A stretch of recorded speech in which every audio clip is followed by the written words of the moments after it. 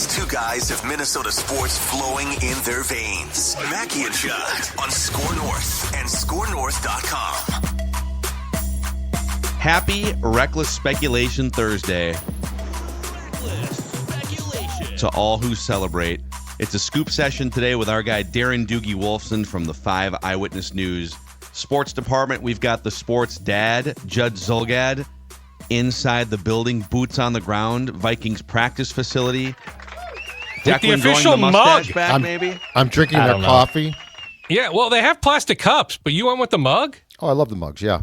I'll always go with a mug. Save the planet, yeah. Yeah. Yeah, the issue is, though, when you're done with said mug, you put it in the sink there in the media room at TCO Performance Center. It sits in there for weeks upon weeks. And what poor There's interns nobody washing cleaning mugs? those mugs. There are places to put them where they do clean them, and they bring them back. And I guarantee you, these mugs are pristine, which is why I'm going to take another sip of my delicious Java.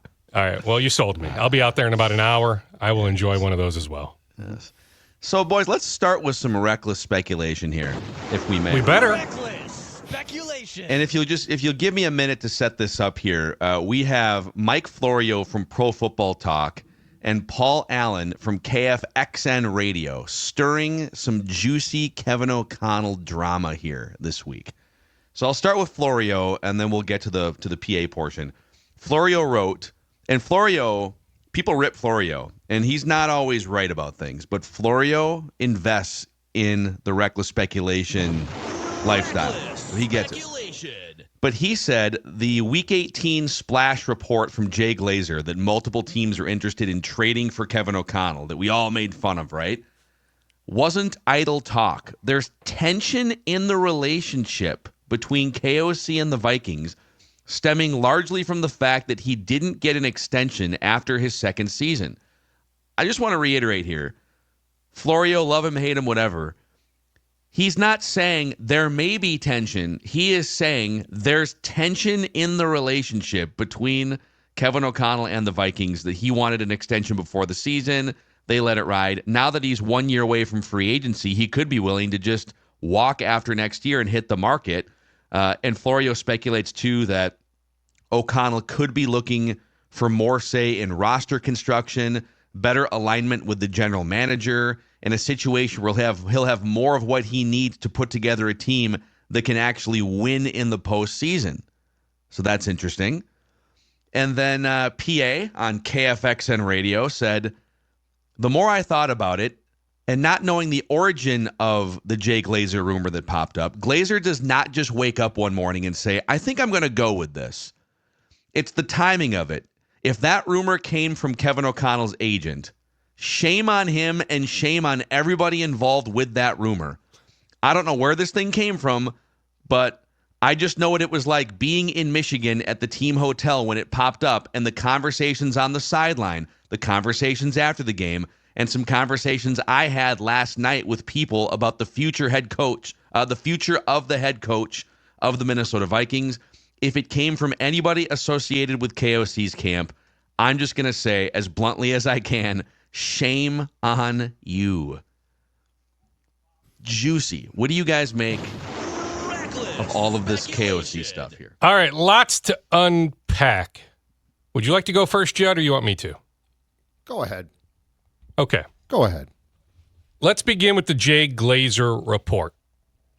I think there is legitimacy to it that there are teams, plural teams, that would love to trade for Kevin O'Connell. Yeah. I think there are teams that would love to trade for Mike Tomlin. I want to think trade there for are teams that Patrick would love to Mahomes. trade for other head coaches, Sean McVay, right? So I'm not poo-pooing that bit of information. Doesn't mean that the interest is mutual. Tension is not the word I would use. But maybe I'm getting into semantics a little bit, because I do firmly believe that Trace Armstrong, the agent for Kevin O'Connell, was hoping for talks to pick up after London. The Vikings start 5-0.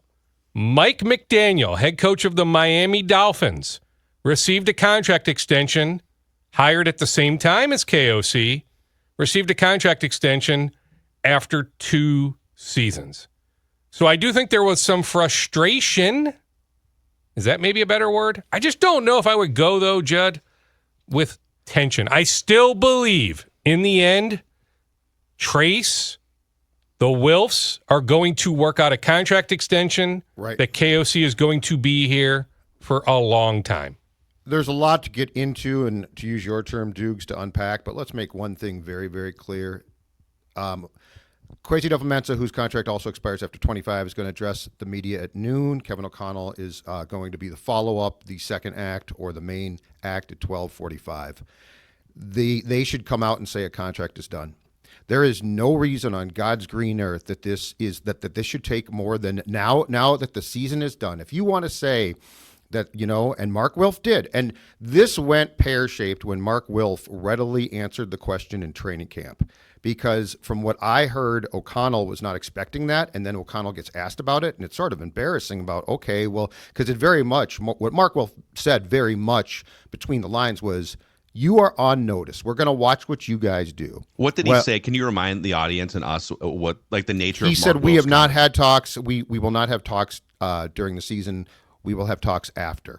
But the issue was, again, to read between the lines of that's saying we are going to see how you do. Well, guess what?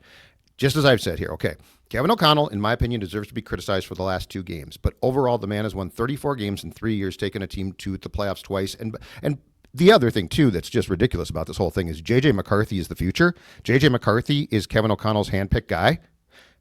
$12.50 today. They should announce we've done a 4 to 5 year extension. And quite frankly, I don't care what they pay. You know why? Because it's not part of the cap. Everyone thinks that we defend the Wilfs here. But where I defend the Wilfs is this is a salary cap league. So yes, if you overpay a quarterback, if you decide we're going to pay Sam Darnold the moon, you're an idiot. You're an absolute moron. But coaches aren't under cap guidelines. So I don't care what they pay. Match Andy Reid. Exceed him. I don't care. Get this done. And you know what? Worst case, you have to fire him, and they've done this before, and then guess what? You're in a $1 billion business. Pay him off. We haven't seen many examples of coaches just taking it through. Mike McCarthy, I think it was more the Cowboys were unsure about McCarthy than it was McCarthy. But then by the end, Mike McCarthy was equally as unsure about the Cowboys because what are we doing here? I actually just dragged Cooper Rush to 8 wins after 12-win seasons here. But correct. He hired a new agent too, right? So that helped Mike maybe, I don't know, just in terms of clarity, right? When you have a new voice in your head, I think that certainly pushed things along. And hey, it'll work out brilliantly for Mike because I fully expect him to get one of these jobs, whether it's the Bears or the Saints. But don't forget too, you guys, Mike McCarthy, in a very rare instance in this league, was allowed to coach on the last year of his contract. That's tantamount to saying we're probably going to fire you. Right, but the only way my point is the only way we've ever viewed that dynamic is that it's all in the team's control. And here's Mike McCarthy twisting in the wind. Was Mike McCarthy really twisting in the wind? Because guess what? He was just having dinner for 5 hours last night with the Chicago Bears, and there's probably other organizations. Why don't coaches throw their leverage? Or if you're Kevin O'Connell at this point, I think the Vikings are a great situation. The Vikings are foolish to not have already locked up Kevin O'Connell. I don't know what this. Well, we're going to wait and see, dude. He's a leader. He's a culture builder. He's a quarterback whisperer. But now that they haven't, to Florio's report, if you're KOC, wouldn't you just would you bet on yourself and let it ride and see what happens? Coaches don't do this. Mike McCarthy kind of stumbled into it, and I'm wondering if there's a trend being set here. But there's a reason why, because it makes it harder to win in that year then. Because here's the problem. Unless you get this done, guess what happens? March comes around. Teams or players are like, oh, I'd love to sign with the Vikings. I love O'Connell. What's the stability? He's going to probably coach out his contract. Bang, I'm going to Tampa Bay. Sure. So there is and the thing, too, is where the Wilfs were going to assess things falls a little bit short and was really, in my opinion, not that smart, is the moment that you drafted McCarthy, you basically committed yourself to O'Connell for McCarthy's at least rookie contract. That's his guy. He is the one I mean, without having heard this, I can tell you, right, Dukes? Kevin O'Connell is the guy who said, we are going to take J.J. McCarthy. So now you're telling me you're going to let him twist in the wind a little bit? No. This is ridiculous. But, Phil, the answer to your question is because it would make winning next season much tougher, and it would create constant questions. If Kevin O'Connell wants to win and the Wilfs want to win in 2025, allowing him to twist in the wind would be a really counterproductive move to everybody. Let's hit on the key point. KOC, his family, love it here. Whether it's JJ, whether it's any number of other reasons, there's all sorts of comfort in being here. Let's just play out the hypothetical because I'm telling you, I absolutely foresee an extension getting done. Maybe not at 12:50 today, Judd. 12:55. But like if this thing bleeds into even March, I guess I'll be surprised. Would be a bad idea. I mean, I can absolutely see it happening much sooner than later. But let's play out the hypothetical. He plays the year out. Okay, inevitably, he's getting a job this time next year. In all likelihood, Phil, a dumpster fire of a situation? Like, how long would it take to rebuild, establish his culture, everything? I don't know. He's got the infrastructure in place. Yeah. They have the salary cap space. You've mentioned it myriad times. The Super Bowl window is wide open. Perhaps even more open the next 2 to 3 years compared to how open it was this year. As disappointing as Monday was. He isn't going anywhere. Until I hear otherwise, Agreed. I absolutely see him here for a really long time. Agreed. It is a great situation for him. It's an even better situation for the Vikings to have him. But it is fascinating. The Glazer report, he has so many things he could report. Who wanted that information out to the public? Well, someone from KOC's camp, it would make sense. And then you have the play-by-play man for the team having conversations with people on the team buses in the team hotel, people that were clearly pissed off about this report. But And was KOC pissed off? And then, well, I don't know, but his camp, who else puts that information out if it's not KOC's camp looking for leverage? Okay, fair. And All right. And why does the play-by-play guy go on the radio and rant about this, referencing the conversations he had with Vikings people if the Vikings weren't pissed about the report and the information that got leaked out? Oh, I think there's the truth to dynamic that. that's interesting. Yeah, I think PA absolutely had dialogue with some people with the Vikings that were absolutely pissed off. But was KOC pissed off? Are we sure that information gets put out there? I don't know, right? But without KOC giving a thumbs up. I believe, and this is just educated sort of reading the tea leaves, we've been around a million scenarios like this in our careers. KOC is super competitive, much more of a killer behind the scenes than maybe like his locker room speeches present, right? If I were him, I would be pissed that it's gone this long without a contract extension. I think that's fair. Not pissed enough to leave the organization or to not sign something that's presented today. But it would annoy me if I put in all of that work and built up Kirk Cousins for 8 fourth-quarter comebacks and was winning games with Josh Dobbs and Nick Mullins throwing for 400 yards and then resurrected Sam Darnold. And I'm sitting here at the end of a 14-win season, and people are questioning because they weren't even supposed to be in the playoffs. And here I am. I just led this team to 14 wins, and now people are questioning me because we've stalled out against the Lions and the Rams. Bleep everybody. Like, that's how I would view it. Yeah. It would also, right. Dukes. Yeah. It would also annoy you if on one day during training camp, the owner came out and basically said, "We're going to watch what you do," and you weren't prepared for that. Like that to me set in motion. Like it would have been very different if they had just said, "Hey, you know what? Yeah, the contracts aren't done yet, but we're talking. We're constant dialogue. We love him." But he basically said, "We are going to observe them," which, in my opinion, now. Because the thing that I've heard about Kevin behind the scenes, too, is he's competitive, but he's also not exactly the most patient guy.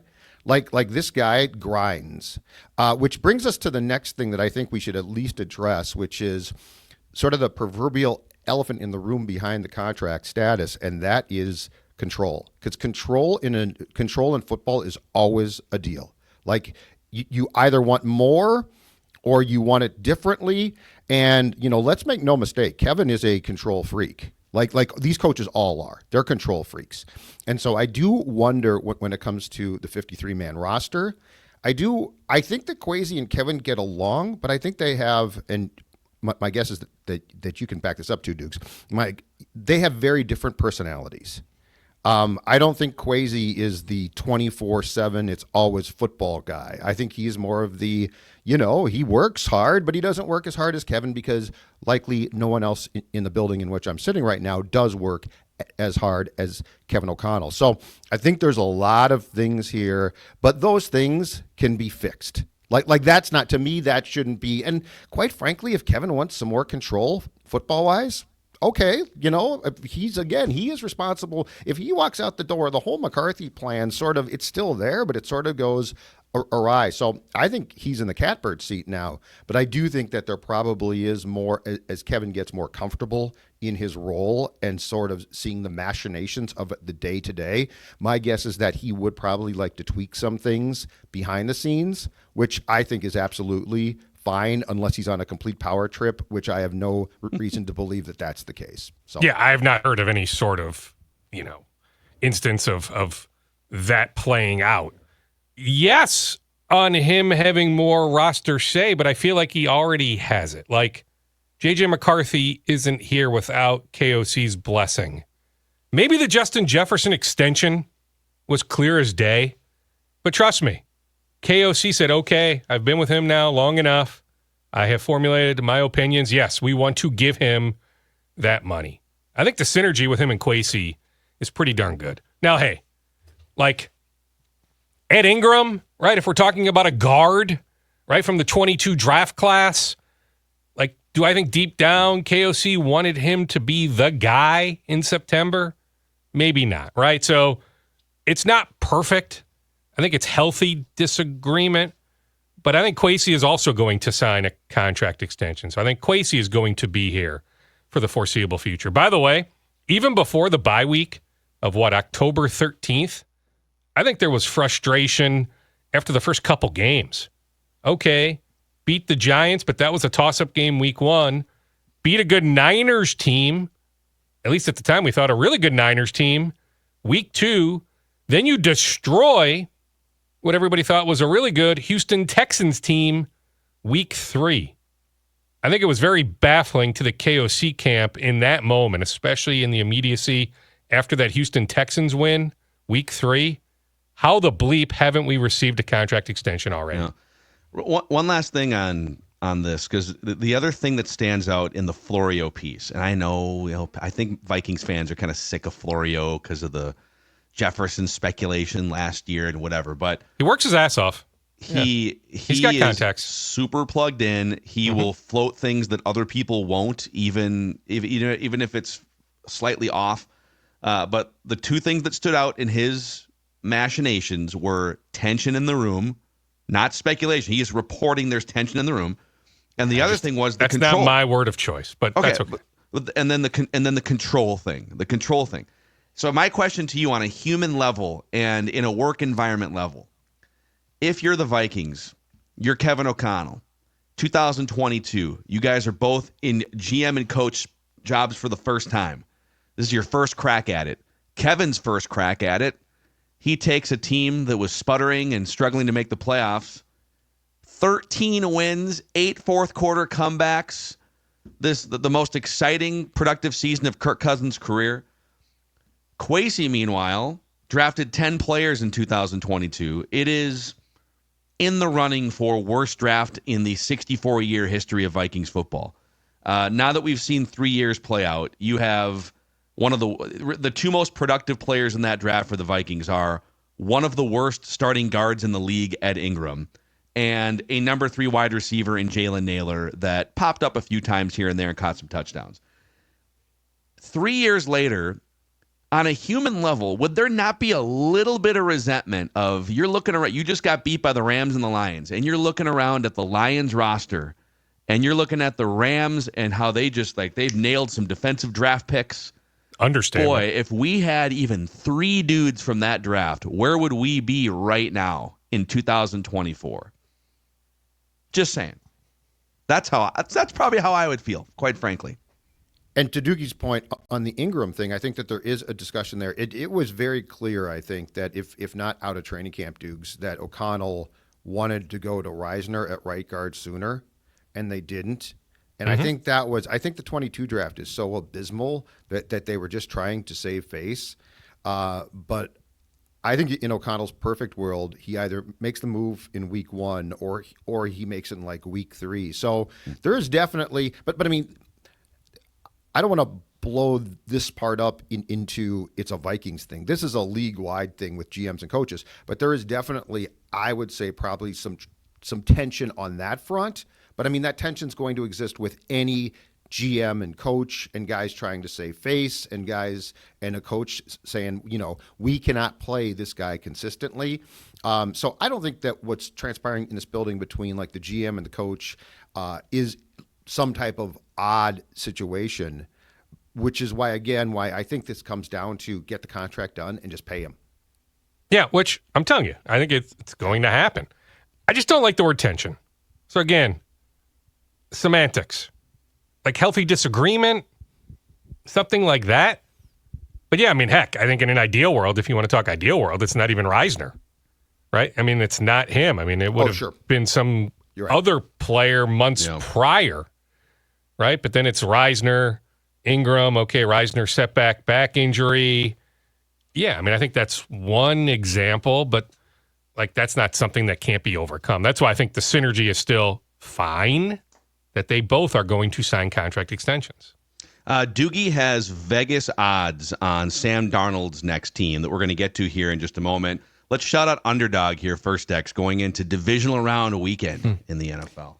Best weekend of the calendar year, in my opinion. I love NFL divisional round weekend. You can go on Underdog right now. You can go get those pick'ems locked in. You can have all of there's actually split the pot first touchdowns for each game. You can enter on Underdog as well. So a fun little bonus there for those current users. New users, 50% sign-up bonus when you use promo code SCORE. Go download the Underdog app. Also, Legit Pizza is here for Division Round 2. Here's what you should do. Go into a grocery store, anywhere in the Twin Cities, most likely, and go get yourself a stone-baked, cracker-thin crust, zesty tomato sauce, whole milk mozzarella-topped Legit Pizza. Pep's Legit Pizza. Extraordinary ingredients. A signature spice topping. Legit Pizzas are the real deal. You could just sit down, strap in for 2 days of high-level playoff football. Find Legit Pizzas at a store near you and have an authentic at-home pizza parlor experience. Recommendation, cut it into squares, Minnesota style. You will not be disappointed. Okay, Dukes. 3 days. Sam Darnold. What about your Irish on Monday? That's true. You got 3 days of high-level football. No one's picking the Irish. No one's picking the Irish. I'm picking the Buckeyes, so yeah. Yeah. They're like 2 touchdown favorites or something. Marcus Freeman's the real deal, I'm telling you. When I was at the Joe Alt draft party in late April, Marcus was there. Just seeing him in that environment, having a little conversation with him on camera, but just seeing him interact, that's a good dude. Yeah. Like Irish fans should be just incredibly grateful and a lot of hope and everything. Just that Marcus Freeman is leading that program. He is the real deal. He might get some NFL sniffs at some point. Maybe. Yeah. Yeah, he's young enough. Yeah, I could see that. Eventually, not now, but eventually. Well, yeah, sniffs now. I think he stays at Notre Dame in 25. But yeah, maybe down the road. Sure, I could see that. What's Vegas saying about Sam Darnold here, Dukes? What do you got for us? All right, well, here we go from sportsbetting.ag. Here we go. Sam Darnold's next team. The Pittsburgh Steelers at 5-1. Been telling you that. Yeah, well, I mean, Russell Wilson, free agent. Justin Fields, free agent. The Las Vegas Raiders, 11-2. The New Orleans Saints, 6-1 odds. The New York Football Giants, 13-2 odds. Then 3 teams at 7-1.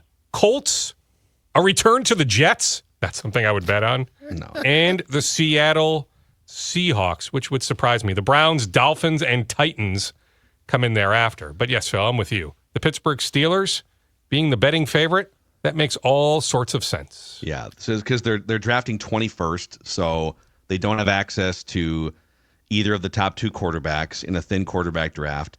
They What's your plan if you're the Steelers? I guess you could take a flyer on a quarterback in a weak draft, but he's not going to be ready to start and take this team to where they need to go.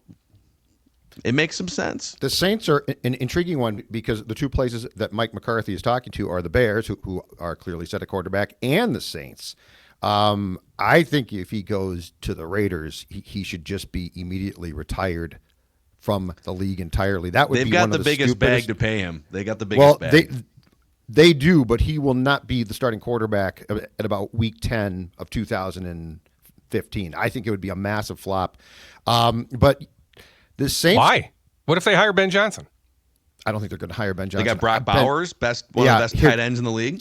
If Ben What am I missing? I don't think Ben- the Raiders is a complete disaster. Tom Brady now guiding the ship. Yeah, that's all great, but you know what? Ben Johnson. If Ben Johnson, who was super picky last year, goes and coaches a team that is still owned by Mark Davis, you are crazy. If Brady owned the team completely, I think it's probably fine, but the Raiders will be dysfunctional till the Davis family is gone. I'm sorry. I want nothing to do. I don't care. Okay, but you just twisted the question. Doogie's saying, despite all those things, let's say Ben takes the job despite what you just said.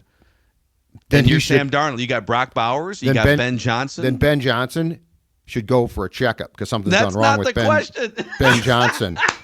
You can't go to the Raiders. I mean, it would be absolutely ridiculous to go. But I don't think it's ridiculous. I really don't.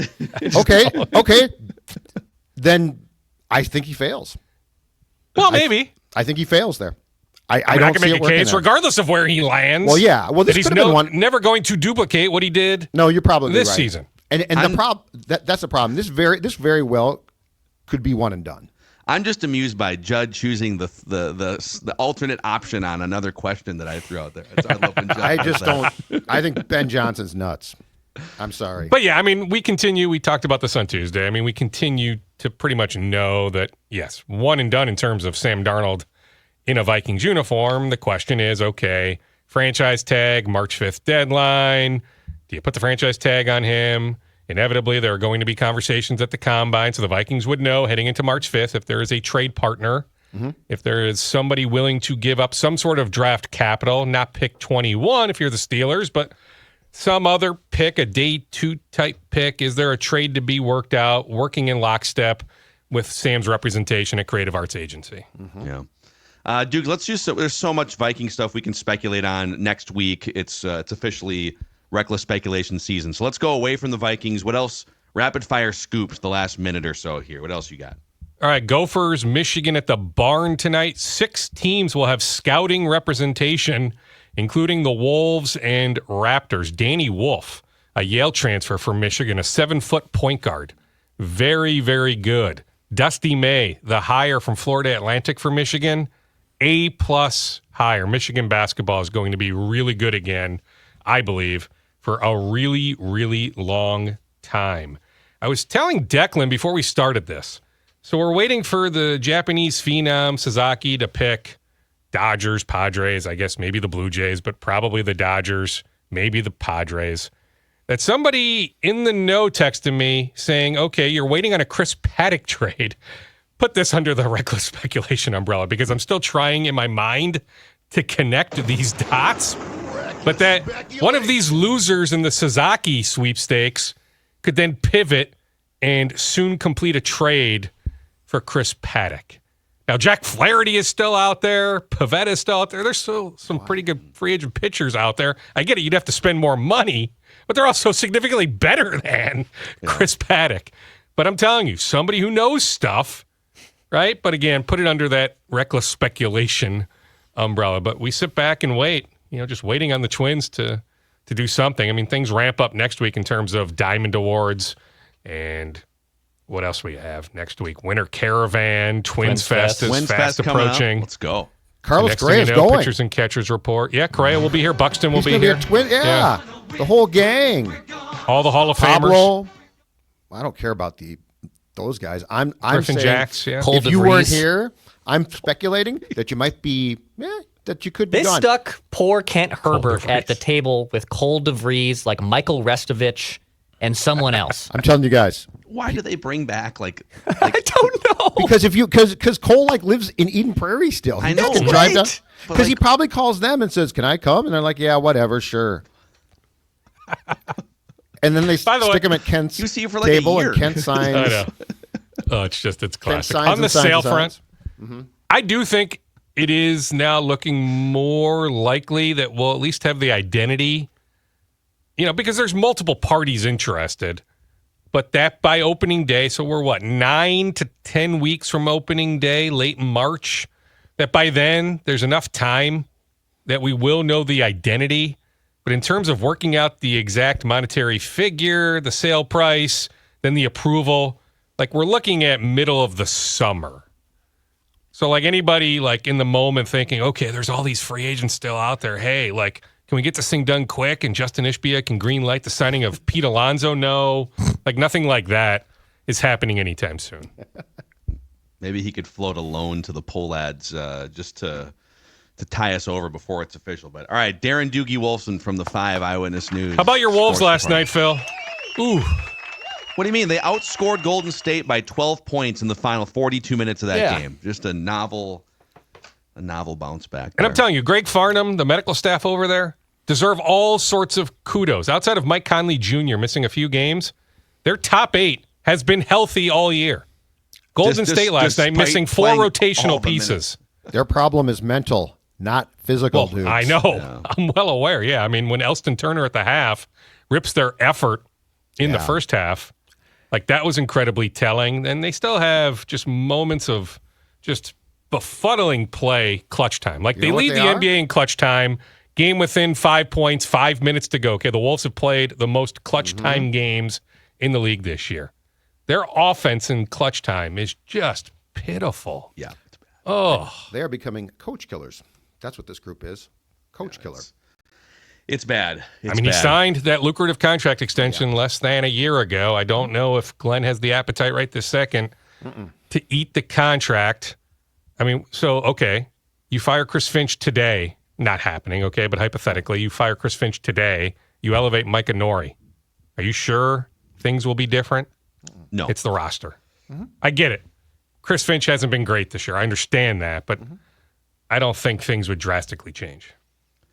We got some reckless speculation on flagrant howls today for a tease. So, throw that out there. All right, dude. Julius Randle trade, February 6th. That's one of the things we will be speculating. And I don't think that's new, by the way. I think in the moment of the trade, it was way more. We talked about this. It was way more about DiVincenzo, that Detroit pick, which, maybe that pick conveys this year the way J.B. Bickerstaff is leading the Pistons. The Pistons have been great. But in that moment, even though Chris Finch, very much pro Julius Randle, and by the way, I'll give Randle some love. He is playing his best basketball. You go back the last 2 weeks, look at his net rating, all that. Julius Randle is on his best run in a Wolves uniform. But I'm telling you, the trade possibility, that existed long before the last, 3-4 weeks. Yep. That was the day they made the trade. This wasn't about Julius Randle long term here. Amen. You might want to tell Wolves Twitter those things, Doogie, if you get a chance. Just throw it out there. There. And I said it in the moment, they were willing to give it a try. Let's see it play out. But I'm just saying, it was on the mind of multiple Wolves officials when they completed the trade on the eve of training camp. It was about Dante. It was about the pick. It wasn't about Julius Randle. It was about Naz Reid being here long term. Go Pistons. Go Pistons. Yes. Let's go. JB's my guy. All right. All right, dudes. We'll catch you next Tuesday. Thanks, Tuesdays and Thursdays, Minnesota Sports with Mackey and Judd. Happy Reckless Speculation Thursday. Reckless speculation.